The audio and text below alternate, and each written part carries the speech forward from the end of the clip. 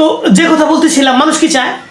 মানুষ কিছুই নিজেকে কিছুই ভাবতে হতো না যে প্রকৃতি সব, কিন্তু প্রকৃতিগত মানুষ প্রকৃতি খেলতে চলবে, কিন্তু না, অন্যান্য সৃষ্টির জীবন চলার চাইতে মানুষের জীবন চরিত্রটা বা জীবন চলাটা একটা অনুন্নত। মানে কি চাইলে, আমি যে পূর্বে বললাম, তারা চায় চিরজীবন, চির স্বাস্থ্য, চির যৌবন, চায় না? আর চির সিংহাসন, এগুলো কি মানুষের চাও না? তো তুমি প্রকৃতিগত জন্ম, তোমার প্রকৃতি যদি সব হয়, তোমার নিয়ন্ত্রণ করার মধ্যে যদি কেউ নাই থাকে, তাহলে তুমি এগুলো চাও কীভাবে? এগুলো চাবো আমি না। আসলে এগুলো একটা ঐশ্বরিক চাওয়া, এটাই ঐশ্বরিক শক্তি, অলৌকিক শক্তি মানুষের মধ্যে আছে, এইটার ইঙ্গিত করছে। আপনি একটু বোঝার চেষ্টা করুন, কে কি বললো আপনি টালমাটাল হয়ে দরকার নেই, আপনি নিজের মধ্যে দেখুন এগুলো কি ঐশ্বরিক এবং অলৌকিক দান, এই জ্ঞান দান মানুষের মধ্যে আছে, যে মানুষ এগুলো চায়, এগুলো পাওয়া সম্ভব হইতে পারে, বা পাওয়ার সম্ভাবনা আছে, দিনের কথা বা ধর্মের কথার মধ্যে এগুলো আছে, আপনি পাবেন। বুঝতে পারলেন? এগুলো পাওয়ার সম্ভাবনা আছে না। এগুলো এই ব্যাপারে মহাস্রষ্টা বলেছেন, মহাস্রষ্টা আমাদেরকে এইভাবে সতর্ক করেছেন কি জানেন, যে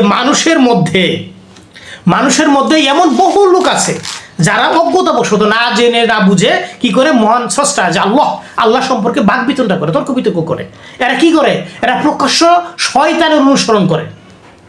আপনি জ্ঞান বুদ্ধি প্রয়োগ করে দেখুন, মহাস্রষ্টা বললেন মানুষের মধ্যে এমন অনেক আছে যারা না বুঝে অজ্ঞতাবশত কি করে, স্রষ্টা সম্পর্কে, আল্লাহ সম্পর্কে তর্ক বিতর্ক করে, বাকবিতণ্ডা করে, এবার শয়তানের প্রকাশ্য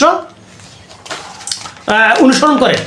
এই ব্যাপারে আরো মহাস্রষ্টা আরো বলেছেন যে মানুষের মধ্যে কেউ এমন যে আল্লাহ সম্পর্কে কি করে, এরা বিতণ্ডা করে, ওই যে তর্ক বিতর্ক বললাম, এগুলো করে। কেন করে? এদের কাছে না আছে জ্ঞান, না আছে পথ প্রদর্শক বা পথ নির্দেশক, আর না আছে দীপ্তিমান কোনো কিতাব। কথা বুঝে নাই? মানুষ সাথে না বুঝে এমন কিছু মানুষ আছে যারা অজ্ঞ মূর্খ, তাদের কাছে জ্ঞান নাই, পথ নির্দেশক নাই, এটা মানুষ বলেন আর কিতাব বলেন, আর কি বলে, এদের মধ্যে স্পষ্ট কোনো কিতাব নাই, মানে আসমানি বাণী নাই, নির্দেশিকা, এরকম নির্দেশিকা নাই। এগুলো ছাড়াই মানুষ স্রষ্টা আল্লাহ সম্পর্কে তর্ক বিতর্ক করে। এগুলো স্রষ্টা বলেছেন। কেন বলেছেন? মহান স্রষ্টা চ্যালেঞ্জ করছেন, তোমরা কি পুনরুত্থান যে দিবস আছে, পুনরুত্থান দিবস, অর্থাৎ এই পার্থিব জীবনের উপর একটা জীবন আছে, এই জীবনে তোমরা অনন্ত জিন্দিগি লাভ করবে, নাজদের মধ্যে জিন্দিগি লাভ করবে, এগুলো বিশ্বাস করো না? যদি বিশ্বাস না করো, একটু শোনো, মহান স্রষ্টা কি করে, আমি মানুষকে সৃষ্টি করেছি মাটি থেকে, প্রথম মানুষকে মাটি থেকে সৃষ্টি, এর পরবর্তী প্রক্রিয়াজাতকরণ করেছেন ওই একটা প্রথম মানুষের মধ্যে শুক্র হিসেবে বা কীট হিসেবে সমস্ত সৃষ্টি তার বংশ পরম্পরা ভরে দিয়েছে। কীভাবে? এরপর এই জন্যই বলেছেন মহাস্রষ্টা যে আমি মানুষ সৃষ্টি করেছি কী থেকে? মাটি থেকে। তারপর সৃষ্টি করেছি শুক্র থেকে, তারপর সৃষ্টি করে লেগে থাকে আলাকা বা জমাট রক্ত থেকে। এটা মহাস্রষ্টা বলেছেন এভাবে, যে আমি এগুলো কি করি, এভাবে সৃষ্টি করেছি।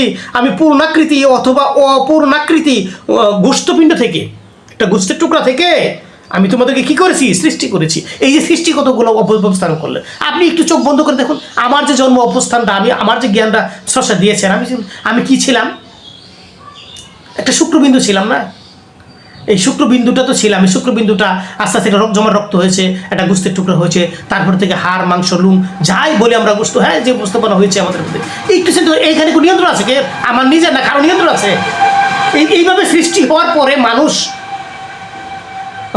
পূর্ণাকৃতি বা অপূর্ণাকৃতির সৃষ্টি যে হওয়ার পরে মানুষ একটা সময় এসে কিছুই বুঝে না, তাকে লালন পালন করে, তাদের আত্মীয় স্বজন, পিতা মাতা, ভাই বোন যেভাবে বলি, তারা তারপর একটু যাদের স্রষ্টা দয়া করেছেন, তারা জ্ঞান বুদ্ধি প্রাপ্ত হয়েছে। জ্ঞান বুদ্ধি প্রাপ্ত হওয়ার পরে যখন তাদের চোখ ফুটে, কান ফুটে, নাক ফুটে, মুখ ফুটে, হ্যাঁ, তাদের শারীরিকতার পূর্ণাঙ্গতা ঘটে, তখন তারা স্রষ্টা সম্পর্কে বিতণ্ডা করে, ঝগড়া বিচার করে। তারা যখন কিছুই না, চিন্তা করতে পারবেন যে আমি কি ছিলাম, একটু চিন্তা করি, এখন আমি কিছুই না, এটা হয়। অথচ আমি মারা যাবো, আমার সামনে মৃত্যু আছে, আমি দরাদাম ছেড়ে চলে যাবো, কিছুই না, আমার তারপর নিয়ন্ত্রণ নাই, এখন বলতেছে কিছুই না, তার নিয়ন্ত্রণ নাই।